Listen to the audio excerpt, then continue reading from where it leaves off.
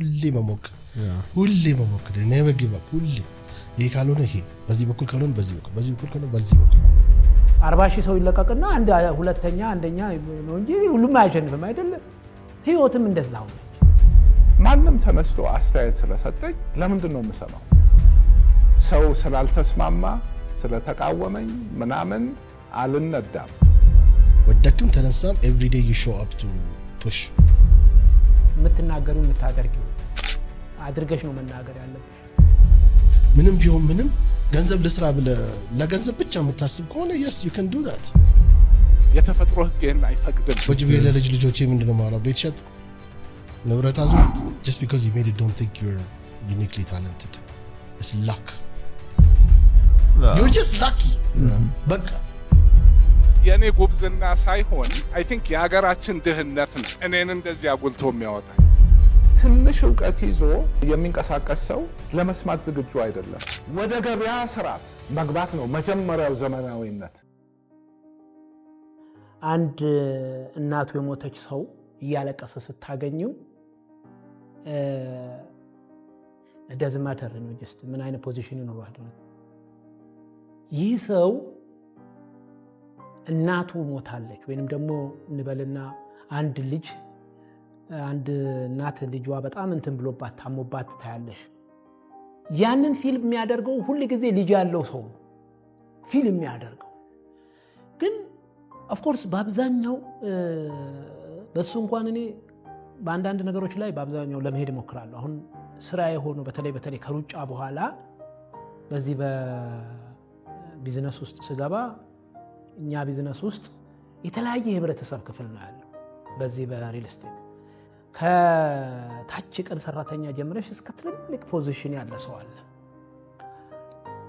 ያንን ሁሉ የምታይበት መንገድ አለ ምሳሌ ውጭ ላይ ዝናብ እየመታው ባሪላ ሲሸከም you have to ዝናብ መመታት መቻል አለብሽ ያንን ለማወቅ መጀመሪያ እንዴት እንደሚሆን ወደ ኋላ ሄደሽ ማሰብ ህይወት እንዴት እንዳለፈ at the same time ደግሞ ትልልቅ ፖዚሽን ላይ ያሉ በመቶ ሺዎች የሚከፈላቸው ሊሆን ይችላል እነሱንም ማየት አለብሽ ሳላል እነሱም ጋር ስትቀመጪ የሚነዱት መኪና ሊሆን ይችላል የሚቀመጡበት የሚኖራቸው ቢሮም ሊሆን ይችላል you have to think about that እና በተቻለ መጠን ምንድነው ይባላል እኮ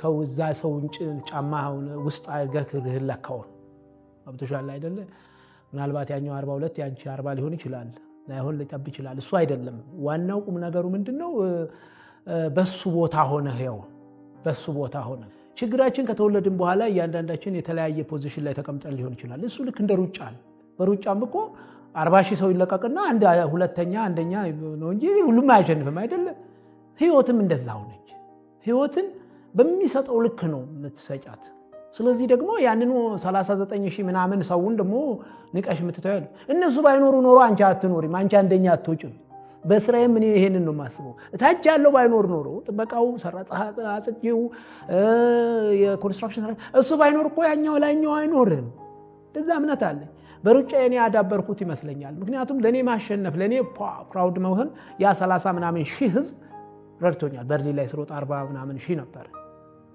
ኃይሌ ገብረስላሴ በበርሊን ማራቶ አሸነፈ 40 ምናምን ሺህ ተሳታፊዎች ነበሩ አለ በሲኤንኤን በቢቢሲ በምናምን I have to respect these people እነሱ በሌሉበት እኮ ነው አንደኛ አይደለሁም ይሄንን ነው ማስበውልሽ ስለዚህ ሁሉ ጊዜ በእነሱ ውስጥ የሚያየሽ እነሱ መኖራቸው እንደነሱ ደግሞ እነሱም ከተሸነፉበት እንደኔ አንደኛ ያሉበት ሪከርድ ያልሰበሩበት ምክንያት እኮ ግማሾቹ ለጤንነት ስለሚሮጡ ነው ግማሾቹ ደግሞ አልተሳካላቸው ብዙ ነገር ነው ብቻ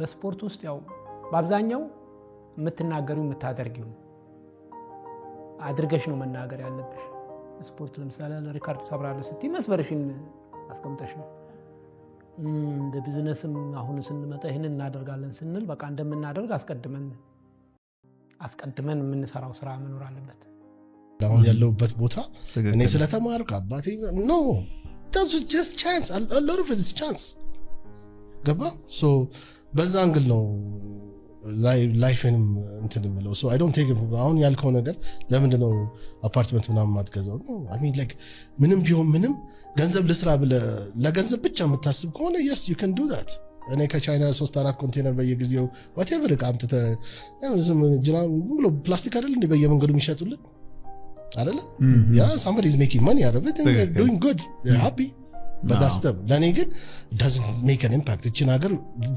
በተወሰነ ደረጃ እንደው ትንሽ ወደፊት የሚያደርግ ነገር ላይ ፎከስ ነው ማድረገው ወይ አይዲያው ደስ ስላለኝ ወይ ያ አይዲያ ስራ ይፈጥራል ብዬ ሶስተኛ አላለ ኢምፓክት ይኖረዋል ብዬ ስለማስብ ነው እንጂ ፒውሊ አዲስ አለማየሁ ገንዘብ ይስራ ብል አረ ብዙ አሉ አረ ቁጭ ብዬ 3 ስልክ ይዤ በየካፌው አከራየው ተከራይ ወጣው ግዛው ያልኩ ነው ይችላል በሰላም ማለት ነው ከገበያዎች ጋር ብቻ እየተሻው I mean it's easy ገንዘብ ዝም ብሎ ለገንዘብ ለስራ ለሚል ሰው እዚያ ጋር it's easy to be honest በጣም እኔ ብዙ ጓደኞች አሉኝ ለምን ጧታ ምሳ ተነስተው ረጋ ብለው የ2 ሰዓት ምሳ በልተው አይሱር የጃፓኒዝ ምሳ ነው ገባል በርካም ሰዓት ተቀበላለህ 3 ብር ተወስዳለህ ብለው እዛችሁ 300-400 የሚሸክሉ ጓደኞች አሉኝ very easy way they make money and they're very happy and I'm happy for them that's them ግን ለኔ it's like like ገንበሰለ ላይፍን ሁለቴ ነው የምትኖረው አንዴ አሁን የኖርናት ነው የዛሬ 20-30-40 አመት ደግሞ ከዘራይ ንጄ ቁጭ ቤ ጋር ለብሼ ላይፌን እንደገና በሜሞሪ ኖራታለሁ ያኔ ስኖራት ያሚን ቁጭ ቤ ለልጅ ልጆቼ ምንድነው ማውራው ቤት ሸጥኩ ንብረት አዞርኩ አለ አይደል that's not I don't think that will make me happy there was the other day on the podcast ነገር very unique it was a 2 minute 3 minute ነገር ነው so you ፈረንጅ ነው ግን what he said was the most powerful thing ይሄን ነገር እንደገና ሲያስተሳስበው ነበር he said just because you made it don't think you're uniquely talented it's luck አላለ there's a lot of kids brain damage ሆነው የሚወለዱ you're lucky you're not one of them physically disability ኖራቸው የሚወለዱ you're lucky you're not one of those ገባ you're lucky you're not born in some stupid ass third world country like ትምህርት infrastructure የሌለው አላለ መብራት ሰርፈዳል you're lucky you're just lucky so don't go around thinking I'm this I'm that no you're just lucky but you're lucky to be born where you were born with what you have ቁጭ ብሎ ሲያዝ እንትን ሲሉ like ያኔ ነው ትዝ ያለኝ I'm lucky that የዛኛው 80% of it እድል 80% actually maybe 70% 30% is persistence means ወደክም ተነሳም every day you show up to push ገባ because በጣም ብዙ ሰው successful የሆኑ ሰዎች ስታያቸው ትልቁ ትሬንድ ያላቸው በቃ every day they're just consistent በቃ ሁሌ መሞከር never give up ሁሌ ይሄ ካልሆነ ይሄ በዚህ በኩል ካልሆነ በዚህ በኩል ካልሆነ በዚህ በኩል አለ አይደለ consistent persistence will get you much further than ትምህርት than ገንዘብ than anything else than even luck consistency አሁን የኔ ትልቁ ፍራቻ ልጆቼ do they appreciate ያላቸውን እድል ገባ ያሉበትን they take it for granted ሁሉ ነገር እጃቸው ላይ ስላለ ማለት ነው እና አሁን ከአባቴ ጋር ሁሉ ጊዜ ከአባቴ ጋር ምሳ እንዲበሉ አደርጋለሁ ለምን ሼባው ሲያወራ እንዲሰሙልኝ ማለት ነው አሁን ይሄን ታሪክ ያወራል ብዙ ነገር ያወራልና እሱ ሲያወራ ይሰማል ነው እውነት ግራምፓ እንደዚህ አልፎ ነው እውነት እንደዚህ ነው ይላል ጫማ እስከ 17 አመቱ አላረገም ጫማ ይሸጥም ነው they ask question like እሱ like እንደ እንትኑ ነው የሚያወራ እስከ 17 አመቴ ጫማ አላረኩም ይላል እውነት ይላሉ like ለነሱ it's like unheard of እና like ትምህርት ቤት ይሄን ያህል ጊዜ ወክ አድርጌ ነው የተማርኩት ከትምህርት ቤት በኋላ ከብት ጠብቅ ነበር እንደዚህ ያደርግ ነበር እናቴ 11 እንደዚህ ትገርፋኝ ነበርና ዞር ብላ ያየኛል ደግሞ እኔ ቀብሻለሁ እያልኳቸው ማለት ነው ግን it's like አንዱ ጀነሬሽን ግን ለኔ ከየት እንደመጡ ያ ሁሉ I want them to at least understand it እኔ ብዙም አይገባኝም ግን somehow የኔ ጉብዝና ሳይሆን I think የሀገራችን ድህነት ነው እኔን እንደዚህ አጉልቶ የሚያወጣኝ? እኔ ህይወቴን እየኖርኩ ነው። ሰው ፈተና ብሎ የሚያየው ኦኬ ፈተናዎች ናቸው፣ ግን ህይወት ፈተና ነው። ሰምሃው ብቻ በተሻለ መንገድ ተጉዤዋለሁ። ነው እንግዲህ በውጭም ቢሆን ብዙ ተፈትኛለሁ። ለምን ፈተና ፈልጌ ገባበታለሁ። ትግል ደግሞ ዝግጅት ይፈልጋል። ትግል ላይ መሸነፍ አለ፣ ማሸነፍ አለ። ይሄ ስቴብል የሆነ የተረጋጋ ህይወት ኖሬ አላውቅም። አንዱም እዚህ ጋር አልመች እንዲለኝ ያደረገው ነገር ተወለድኩ። በ3 ወሬ ግብፅ ሀገር ሄድን። አባቴ ዲፕሎማት ነበር። አፍ የፈታሁት በአረብኛ ነው። ከዛ አይ ቲንክ ወደ 4 ዓመት ገደማ መጣን። እዚህ የተወሰነ ጊዜ ቆየን። ከዛ ደግሞ ኬንያ ሄድን። ኬንያ ሄድኩኝ። ከኬንያ 8ኛ ክፍል ጨርሼ ስመጣ በአማርኛ ስሜን አልጽፍም፣ ስዋሂሊ አወራለሁ፣ እንግሊዝኛ አወራለሁ። ከቦታ ቦታ ሄዳለሁ። በቃ እንዳለ አንድ ዓለም ትቼ ሌላ ዓለም ገባለሁ። ማለት አገር፣ ቋንቋ፣ ትምህርት ቤት፣ ጓደኛ ምናምን ሁሉ ነገር ቅይር ለምጄው ለኔ ተስማምቶኛል፣ አይረብሸኝም። ያ ከውስጤ አድጓል። ሁሌ የሆነ ነገር ለውጥ፣ አዲስ ነገር something ብቻ እንድ ደግሞ ሄዳለው፣ ለምደዋለው፣ አልፈራው። anyway ከዛ ደግሞ ሃይ ስኩል ነበር። አሜሪካን ሀገር ሄድኩኝ። አሜሪካን ሀገርም በቃ ትምህርት ቤትም 8 ዓመት ትምህርት ቤት ቆየው።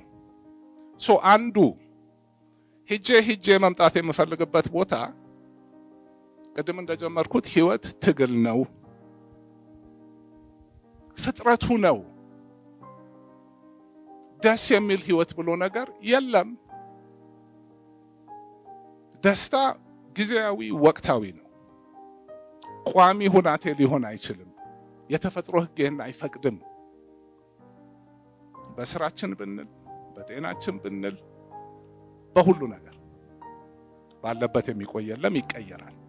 ለውጥን ሁሌ መቀበል አለብን። ባለበት እንዲቆይ መፈለግ የለብንም። ደስታን መፈለግ የለብንም። ሰክሰስን ስናስብ ሰው የደረሰበት ቦታ እደርሳለሁ እንላለን።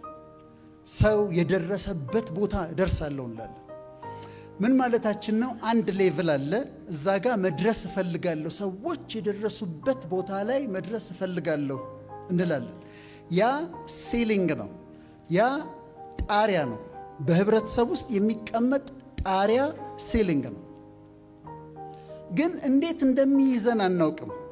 ሰው የደረሰበት ቦታ ደርሳለሁ የሚለው ሐሳብ እንዴት እንደሚይዘን አናውቅም።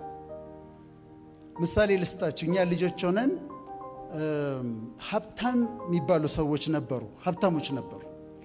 ስለዚህ ሀብታሞች አሉ፣ እናውቃለን፣ ሀብታሞች ናቸው፣ ቤታቸው ቆንጆ ነው፣ የሚነዱት መኪና አዲስ መርሴዲስ ወይም ሬንጅ ሮቨር ነው፣ ጥሩ ስራ አላቸው፣ ከኢትዮጵያ ውጭ አሜሪካ ሄደው ይመጣሉ፣ ቬኬሽን ይሄዳሉ። ይሄን ያለ እና ሀብታሞች ናቸው እና ተመሳሳይ ሀብት አላቸው፣ እዛ ጋር ደርሰዋል፣ ሀብታሞች ናቸው። ከዛ ቆየና አንድ ሰውዬ መጡ። እኛ ሰውዬ ሼክ መሐመድ አላሙዲ ናቸው። ሰውየው መጡ። ሲመጡ ግራ ገባን። ማለት የሀብታም ዴፊኒሽኑ ግራ ገባን። ለወጡት። ምንድን ያደረጉት? ሰውየው መጥተው ተቀምጦ የነበረውን ጣሪያ ነቅለው ጣሉት። ስለዚህ የሀብታም ዴፊኒሽን ተለወጠና በፊት በጣም ሀብታም የምንላቸው ሰዎች በሳቸው አይን ስንመለከት አቬሬጅ ሆኑ። ዛሬ የመጀመሪያው ስራችን ጣራውን ነቅለን እንጥላለን። ሰው የደረሰበት ሳይሆን ለመድረስ የምንፈልገው በራሳችን ጣራውን ነቅለን ጥለን ሲሊንጉን ነቅለን አስወግደን መድረስ የምንፈልግበት ብዙ እጥፍ ለመድረስ ጣራውን እናስወግዳለን። ብዙ ጊዜ ስራዎቼ ላይ እኔ ዋና የስራው ባለቤት መሃል ሆኜ ከላይ ከታች ከዙሪያ ያለው ነገር እየገጠመኝ እያየኝ አንድ ሰው ከዚህ መጣና እቺን ይዞ እንዲህ ነው ይለኛል። ሰማለው፣ አመዛዝናለሁ። የሚያስተካክለኝ ነገር ካለ አለ። ግን እንዴ እኔ እንግዲህ ብዙ ስራ ውስጥ አለው፣ ብዙ ሰው በስራ ያገኛለሁ። አብሶ ችግር ያለ ጊዜ አስተያየት የማይሰጥ ሰው የለም። ሰው ደግሞ እኮ አንድ አስተያየት ቢሰጡኝ እኮ ጥሩ ነው፣ ብዙ የተለያየ ነገር ነው። ሶ በሎጂክ ለሚመጣ ሰው ሎጂክ ሁሌ ያሸንፈኛል፣ አዲስ መረጃ ሁሌ ያሸንፈኛል። ማንም ተነስቶ አስተያየት ስለሰጠኝ ለምንድን ነው የምሰማው? ገብቶሃል? ኦር ደግሞ አንዳንዴ እኮ የተለያየ አመለካከት ይኖርና አለመግባባት አለ። ኦኬ እኔ ሁሌ የምፈልገው ትክክለኛው ነገርን እውነቱን ለመያዝ ነው። ባለኝ መረጃ መሰረት ያንን ከያዝኩኝ ቆማለሁ። ሰው ስላልተስማማ ስለተቃወመኝ ምናምን አልነዳም። ያ ግትርነት ከሆነ ፋይን። ለኔ ደግሞ ግትርነት የሚያሳምን ሎጂክ እየነገርኩት አንድ ሰው አይ አይደለም እኔ ግን እንደሱ አይመስለኝም፣ ፋክት ላይ አይመስለኝም የለም ሲል መነጋገር አቆማለሁ እንጂ እንትን ሁሌ ህይወቴ አሁን አንድ ከመሰራቸው ስራዎች ጋር አንድ ሎጎ ሁሉ አሰርቻለሁ። የሎጎዋ ትርጉም እንግሊዝኛ ነው። the lifelong pursuit of knowledge and learning እድሜ ልክ የትምህርትና የእውቀት ፍለጋ። ያ ነው የኔ ሎጎ። የድሮ ሲምቦል ነው። ያ ማለት ደግሞ ሁሌ አላውቅም የሚለው ነገር ነው የኔ ጭንቅላት። የማውቀውን አውቃለሁ፣ የማላውቀው በጣም ይበዛል። ስለዚህ ለመስማት ዝግጁ ነኝ። የኛ ሀገር ብዙ ሰው ችግሩ ትንሽ ነገር አውቆ ያወቀ ይመስለዋል። እኔ ብዙ ማውቄ ገና እንዳላወቅኩ ነው የማስበው ስለ አንድ ቶፒክም ማለት and ትንሽ ዕውቀት ይዞ የሚንቀሳቀስ ሰው ለመስማት ዝግጁ አይደለም። በቃ እቺን እንደምነት የሚያውቃትን ነገር እንደምነት ይዛታል። ያን አይደለሁም እኔ። እንግዲህ የዛሬ 26 ዓመት ነው እዚህ ሀገር የመጣሁት። የኢኮኖሚ ስትራቴጂ እና ፖሊሲዎችን በተደጋጋሚ ተቀያይሯል። ኮንቴክስቱን ለማስያዝ እኔ እዚህ ሀገር ስመጣ ኢህአዴግ ገና ገብቶ 3ኛ ዓመቱ ነው። የዓለም ስርዓት በአጠቃላይ ሶቪየት ህብረት ፈርሷል። ይሄ ሶሻሊስት የሚለው ነገር በቃ ላይክ እንደ መጥፎ ሃይማኖት ጥጉን አስይዘውታል። ማንም ወደ ስልጣን የሚመጣ መንግስት እዚህ ሀገር ሶቪየት ህብረት እንደ በፊት አደግፈውም ራሷ ፈርሳለች። 15 ትንሽ ሀገር ሆናለች። አዎ አንድ አማራጭ ነው ያለው። አሁን ወደ ምዕራቡ መዞር አለብህ። እነሱ ደግሞ ግልጽ ቋንቋ ነው፣ ነፃ ገበያ ነው። የኛ መንግስት ጫካ ሆኖ ያኔ መንግስት የሆነው ኦፍ ኮርስ ኮሚኒስት ነው። የሚያነቡት 10 ምናምን ዓመት ያንን ነው። ያንን ሜንታሊቲ ይዞ ነበር ከደርግ ጋር ግጭት ቢኖርም በቃ ይሄ ነው ጫወታው። ግልብጥ ነፃ ገበያ።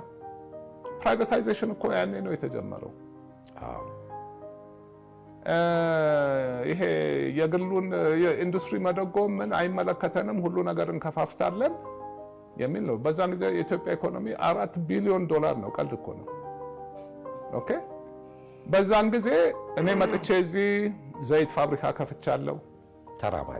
ተራማጅ አሁን ዘይት እንዲህ ብርቅ የሆነው ያኔ የሚገዛን አጥተን ፍለጋ ነበር የምንሄደው። በቃ እዚህ ሀገር ስመጣ ምን ልስራ ብዬ ማስጠናት ጀመርኩኝ። ተቀጥሬ በሙያ አልሰራም፣ የራሴ ስራ። ብዙ ነገር ተጠና። ቤቨሬጅ ኢንዱስትሪ ተባለ። ሮያል ክራውን ሃይላንድ፣ ከዛ ለስላሳውም ከዛ ነው የመጣው። መጥቼ ልመጣ ስል ግን መሬት ያስፈልጋል። 10,000 ሜትር ካሬ መሬት ያስፈልጋል።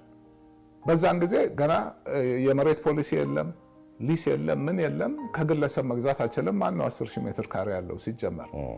መንግስት የሊስ ጨረታ ጀምሮ ግን በቃ አንድ መሬት 2 መሬት ነው በ10,000 ሜትር ካሬ ደረጃ የመጣው 500 ምናምን። ደግሞ እዛ ሆኜ ነው የምጨረተው እኮ። ጨረታውን ሳየው 10,000 ሜትር ካሬ መሬት የጠየቀ 45 ድርጅት አለ። 2ቱ አገኘ። የሚቀጥለው ላይ 40 ምናምኑ አለ። ሌላ እንደሚመጣ እናውቃለን። መጀመሪያ ሊስ ተሳተፍ እኮ 100 ብር አይሞላም ነበር በሜትር ካሬ። ወዲያው ሁለተኛው ላይ 200 ገባ፣ 400 ገባ፣ 1000 ገባ የመሬት ዋጋ እኮ። እና በቃ ሰው መከረኝ። በዚህ በሊስ መቼም አታገኘውም። እነዚህ ፕራይቬታይዝ የሚደረጉ ድርጅቶች እኮ መሬት ያላቸው አሉ ነው እስቲ ያሉትን ተራማጅ መጣ። 27000 ሜትር ካሬ መሬት አለው መሀል ከተማ። 10,000 ላይ የዘይት ፋብሪካ አለ፣ ሌላው ባዶ ነው። ፋብሪካዬን ልገነባበት እችላለሁ። ግን ኦኬ ለመሬቱ ስል ዘይት ፋብሪካ ልገዛ ሆነ። ግን እስቲ ቆይ ለነገሩ ይሄ ስራ ያከስራል ወይ ብዬ አስጠናሁት። ሲጠና ኢትዮጵያ ውስጥ ያለው ትልቁ ትርፋማ ኢንዱስትሪ ዘይት ነው። ለምን? ቅባት እህሉ እዚህ ነው። ቴክኖሎጂ ሲምፕል ነው፣ መፍጨት ነው። ማጣሪያ የነበረው እንደውም ተራማጅ ብቻ ነው። የኑግ ዘይት ጥፍጥሬ ነበር የምንሰራው፣ ኮተን ሲድ በብዛት የመንግስትም ሆኖ ስቀበለው ኑግም ምንም ይሰራ ነበር። ግን ጥፍጥሬ ዋጋው ይቀንሳል። ሰፊው ህብረተሰብ እሱን ነው። ኑግ ምናምን ሰሊጥ ይወደዳል። በቀን ኦልሞስት 500 ኩንታል የሚፈጭ ፋብሪካ ነው። 200 ምናምን ሰራተኛ አለው። እና ያኔ በመንግስት ጊዜ እንኳን በደርግ ጊዜ እንኳን ያውም ደግሞ ይሄ የሚቀረውን ዘይቱን ብቻ ነው ድርጅቱ የሚወስደው። ፋጉሎ ምናምን ለሰራተኛ ማህበር እየሰጠ በዛን ጊዜ ዛሬ 27-8 ዓመት ነው የማወራው፣ በአመት 1 ሚሊዮን ብር ያተርፋል። እኔ እኮ አይክሰር እንጂ እኔ መሬቱን ነው የምፈልገው በሚል ዘይት ስራ ውስጥ ገባው። ያኔ ችግራችን ምንድነው? በየመንደሩ መጭመቂያ አለ፣ አቅርቦት ብዙ አለ። የዘይት ዋጋ ሁሌ አንዳንዴ ከእንትኑ ዋጋ ጋር አይሄድልንም፣ ከጥሬ እቃው ጋር። ከዛ እንዳልኩ ፋብሪካውን መጥቼ ተረክቤ ሊትር 8 ብር ነበር። የእንትን ከዛም በታች የሚወርድበት ጊዜ ነበር። ግን ልክ ይሄ የእርዳታ ዘይቱ መጥቶ እንዳለ አገሩን ሲያጠቃልቀውና ሲያጠፋው 11 ብር በሊትር ነበር። ሳምንት 2 ሳምንት ውስጥ 6 ብር ገባ። ቆየ። በሚቀጥለው ዓመትም ደገሙት። እኔም ዘጋሁት ፋብሪካውን። አዶኖ ረጅም ጊዜ በቃ ደሞዝ እየከፈልኩ ዝም ብዬ ቁጭ አድርጌው። ለምን ባመርት በኪሎ 4 ብር ኪሳራ አለው። ባላመርት አትሊስት ዝም ብሎ ኦቨርሄዱን ደሞዝ ነው የምከፍለው። የአገሪቷ የዘይት ኢንዱስትሪ የጠፋው ያኔ ነው። አሁን ዘይት እንደሚያንገበግበን አሁን አምራች የለም። ያኔ አምራች በዝቶ ተጠቃሚ ነበር። ኦፍ ኮርስ የህዝብ ቁጥር ጨምሯል። ግን ያ ነገር ባይሆን ኖሮ ሜቢ የዘይት ኢንዱስትሪ አብሮ ያድግ ነበር። ሜቢ ምርቱም አብሮ ያድግ ነበር። በቃ ወደ ኢምፖርት ዞርን። ከዛ በኋላ በቃ መሆን የሌለበት ነገር ያኔ ይሄ ነፃ ገበያ በሚለው ነው የገባውልህ። ነፃ ገበያ ነው አይመለከተንም። ይሄ እኮ ነፃ ገበያ አይደለም፣ ይሄ ጥቃት ነው። ከዛ ሁሉ ቦታ ላይ እንዲህ ነገር ይታይ ነበር። ሶኔ ያኔ አንድ ሬድ አለርት ማለት ቀይ ማብራት የሚል 27 ፔጅ ፔፐር ነው። እንደውም ይሄ ነገር አያስኬድም።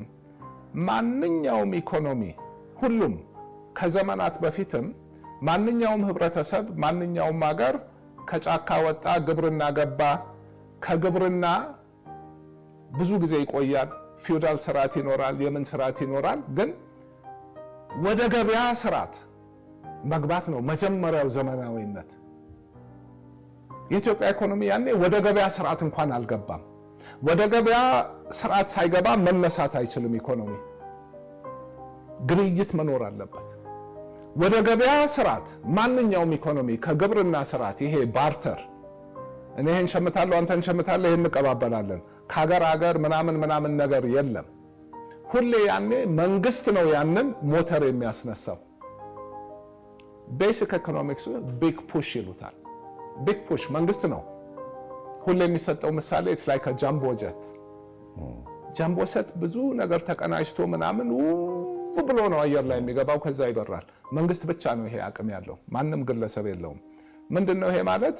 ቢግ ፑሽ ልማታዊ መንግስት፣ ኢንፍራስትራክቸር መገንባት። መንገድ ሳይኖር ንግድ የለም፣ ማብራት ሳይኖር ልማት የለም። ውሃ፣ ቴሌ፣ ኢንፍራስትራክቸር ኢዝ ዘ ቢግ ፑሽ። መንግስት በትልቁ ያንን አድርጎ ከዛ ደግሞ የግል ሴክተሩ አብሮ ደግሞ እዚህ ውስጥ ገብቶ እንዲጠቀም እዚህ ላይም ቢግ ፑሽ ይደረጋል። ፔፐሩን ላኩኝ። ቆይቶ ብቻ ያው ልማታዊ መንግስት የሚለው ነገር መጣ። ኦኬ። ግን ልማታዊ መንግስት ደግሞ ፌዝ ነው። ልክ ወደ ገበያ ስርዓት ትገባለህ፣ ልማታዊ መንግስት ቢግ ፑሽ ያደርግና መልሶ ከኢኮኖሚ ይወጣና የግሉን አስረክቦ ይሄዳል። ፌዝ ነው። እንደ እድገትህ ደረጃ ዲፍረንት ሳይንሶች፣ ቲዮሪዎች አሉ መሆን ያለባቸው። መገንባት ያለባህ መንግስት የሚሰራው ስራ አለ፣ የግሉ የሚሰራው አለ። የሚደጋገፈው አለ። መንግስት ሁሌ የግሉን እያበረታታ መሄድ አለበት። ልማታዊ መንግስት የሚለው በፊት ይሄ ድህነት ምን ነበር? ግን ጂቲፒ ነው የመጀመሪያው ሪል ጠንካራ የዚህን ሀገር ኢኮኖሚ ብድግ ያደረገ ፖሊሲ የመጣው። ልማታዊ መንግስት ግሮት ኤንድ ትራንስፎርሜሽን ፕላን ጂቲፒ 1 2 3 መጣ። በትልቁ ገንዘብ ተበደርን፣ በመንግስት እጅ አልፎ በትልቁ ወደ ተለያየ ልማት እንዲውል ተደረገ። ኦኬ። እዚህ ጋር የተፈጠረው ችግር መንግስት ከሚፈለገው በላይ ብዙ ነገሩ ሱካሩንም ላልማ አለ፣ ኢንዱስትሪውንም ላልማ አለ። ከመንገድ ስራ ወጥቶ ሌላ ብዙ ነገር ውስጥ ከማብራት ከምን ውስጥ የግል ሴክተሩ የኛ ሀገር ደካማ ስለሆነ እሱ ስለማይችል እኛ ማድረግ አለብን ነው። ምን ማለት ነው? አንድ ወላጅ ልጅ አሳድጎ ልጁን ሳያሳድገው የኔ ልጅ ሰነፍ ነው፣ ቆይ ትምህርቱን እኔ ልማርለት፣ እሱም ስራ አይሰራም እኔም ሰራለሁ ብሎ እንዴት ነው ሁሉን ነገር የራሱን ስራ ትቶ እዚህም ጋር የሚገባው? በቃ የሆነ ክፍተት ነበረ። ትልቁ ያንን እድገት ያመጣው ግን እንደው እድገት ብዙ ሰው ኮግራ እድገት የታለ? እኔ አላደኩም። የቱ ጋር ነው እድገቱ? ፖይንቱ በዚህ 15 ዓመት ውስጥ ራፍሊ በግምት 35% የጂዲፒያችንን ኢንቨስትመንት ላይ ነበር የምናፈሰው። አፍሪካ ውስጥ የለም እንደዚህ አይነት ሀገር። አሁን ለምሳሌ ዝም ብሎ 100 ቢሊዮን ዶላር ጂዲፒ ቢኖረን የሚቀጥለው ዓመት 35 ቢሊዮን ዶላር ኢንቨስት እናደርጋለን። ያ ኢንቨስትመንት እኮ በኋላ ውጤት አመጣ አላመጣ እድገት ያመጣል። ለምን? ያ ኢንቨስትመንት የት ነው? መንገድ ሲሰራ እኮ ለኮንትራክተር ነው የሚሰጠው። ግድብም እንደዛው፣ የመንግስትም ሆነ የግል። ያ መሐንዲስ ይቀጥራል፣ ስራ አስኪያጅ ይቀጥራል፣ ታች ተራ ሰራተኛ ድረስ ይቀጥራል። ያ ሁሉ ሰው ሄዶ ቤት ይከራያል፣ ምግብ ይበላል፣ ፀጉሩን ይቆረጣል፣ ይጋባል፣ እቃ ይገዛል። እነዚህ ሰዎች እንዲህ እያለ እንደዚህ ነው ኢኮኖሚ የሚያድገው። ከላይ የሚዘንበው ገንዘብ ይህን ሁሉ ነገር እንደዚህ አንሳፈፈው። አሁን 10 ቢሊዮን ዶላር ጂዲፒ ኖረህ 35% ኢንቨስት ማድረግ 3.5 ቢሊዮን ዶላር ነው። ኦኬ 100 ቢሊዮን ዶላር ጂዲፒ አድጎ 35% ኢንቨስት ማድረግ 35 ቢሊዮን ዶላር ነው። እድገታችን በመበደርና ኢንቨስት በማድረግ ላይ የስ ቁጥሮቹ አሉ። ኦኬ ግን ይሄ በብድር የመጣው ገንዘብ ኢንቨስት ተደርጎ ብድሩ እንዴት ነው የሚከፈለው? ያ ኢንቨስትመንት ውጤታማ መሆን አለበት። መንገድ ከተሰራ መንገዱ ላይ ንግድ ተካሂዶ ግብር መሰብሰብ አለበት። ኦኬ ግድብ ተሰራ፣ ያ ማብራት የስ ለቤት ጥቅምም ጥሩ ነው። ፋብሪካዎች፣ እርሻዎች ተፈጥረው መክፈል አለባቸው። ያ ዕዳ ለዛ አይከፈልም። እኛ ሀገር ግን አሁን ኦኬ ብዙ ደግሞ አብሶ ይሄ ሱካርን በለው ምንም በለው ሜቴክ የገባባቸው ነገሮች ሌላም ነገር ትላልቅ ብሮች ገቡ። መበደር እስከቻልን ድረስ በየአመቱ ኢንቨስት እናደርጋለን። የመክፈያ ጊዜ አልመጣም። ዝም ብሎ ይንሳፈፋል ኢኮኖሚው በብር ኃይል በብድር ኃይል። ይሄ ጨዋታ ጊዜያዊ ጨዋታ ነው። ይሄ ብር ውጤት ካላመጣ እኛ ጋር የሆነው ሄደ ውጤቱ አልመጣም። እዳው ተቆልሎ ቁጭ ብሏል። እንደ በፊቱ አሁን እንዴት አድርገን ነው እንኳን 35% ኦፍ ጂዲፒ 20% ኦፍ ጂዲፒ በየአመቱ እንዴት ነው ኢንቨስት የምናደርገው? ያ የእድገት ሞተር አሁን የለም። የሚተካው ነገር የግሉ እንቅስቃሴ ነበር መሆን ነበረም። በ3 ዓመት ልጅ በ1 ዓመት በ2 ዓመት በ20 ዓመት ነው የምታሳድገው። ሳታሳድገው አፍነኸው ቁጭ አድርገው በአንድ ቀን ተነስሩት ልትለው አትችልምና እኛ አሁን ያለንበት ሁናቴ ይሄ ነው።